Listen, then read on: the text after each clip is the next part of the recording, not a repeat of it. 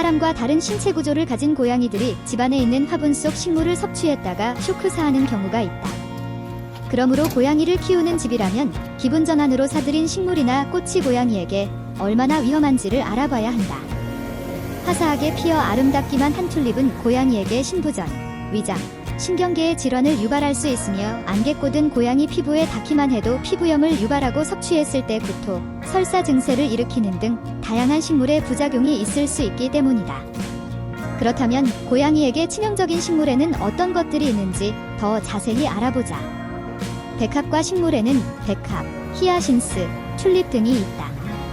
고양이를 키우고 있는 사람들은 특히 집안에 백합과 식물들을 들여놓아서는 안 된다.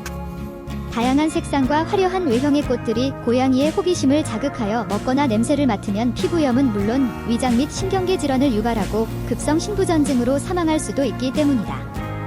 백합과 식물은 대표적인 치명성을 가진 독성 식물이다. 의학적 용도가 다양하고 화장품 등에 쓰이기도 하는 알로에베라는 사람에게 유익한 식물로 정원이나 테라스 등의 커다란 화분에 담아 키우기도 한다. 이 유익한 식물이 고양이의 점막을 자극하여 혀를 마비시키고 알로에 수액에 들어있는 알로인이라는 성분이 설사와 저체온증을 유발시킨다. 이처럼 고양이에게는 굉장히 위험한 식물이므로 주의해야 한다.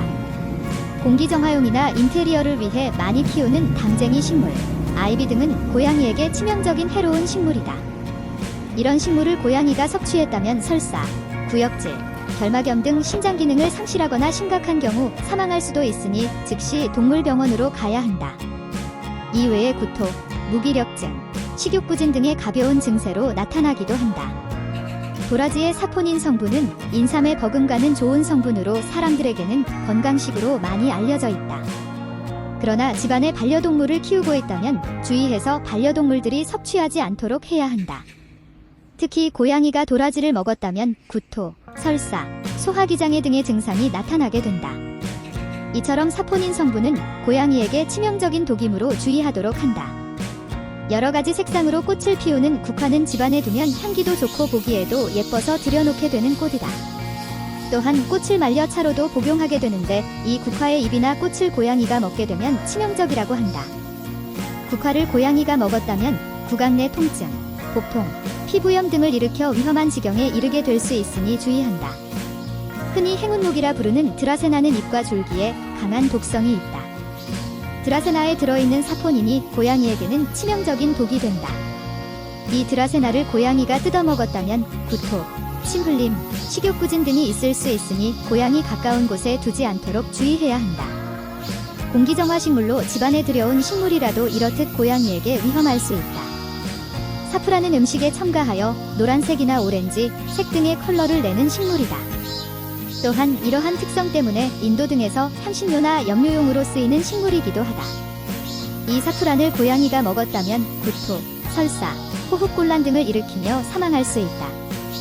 사람과 달리 동물들에게는 위험한 독성이 있는 식물이니 조심하도록 해야 한다. 철쭉이나 진달래 등은 봄꽃의 대표격으로 그라야노톡신이라는 성분이 들어있다. 이 물질은 신경계와 순환계 장애를 일으키는데 이 꽃들을 고양이가 자신의 체중의 0.2% 정도만 섭취해도 중독 증상이 일어난다. 따라서 최대한 고양이 근처에서 멀리 두어야 하고 섭취하게 되면 복통, 설사, 구토 등을 일으키고 심하면 사망에 이르게 된다. 초록 잎의 붉은색의 화려한 색상인 칼라디움에 입은 사람이 섭취했을 때도 구강, 혀, 입술과 목의 통증으로 타는 듯한 화상의 부기와 호흡곤란, 기도 협착 등으로 사망할 수도 있다. 고양이나 개의 경우에는 구토와 침을 흘리며 비틀거리고 호흡곤란 등이 오는 위험한 식물이다.